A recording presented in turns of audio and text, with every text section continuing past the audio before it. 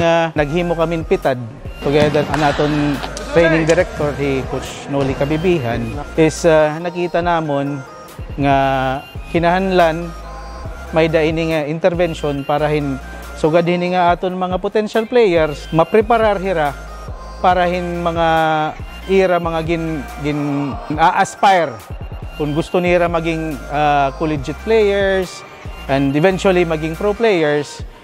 We need to prepare them.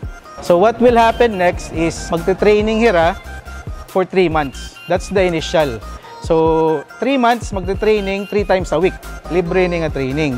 May da kasi kita mga potential na mga players nga mga dire maka-afford. So dapat libre ni.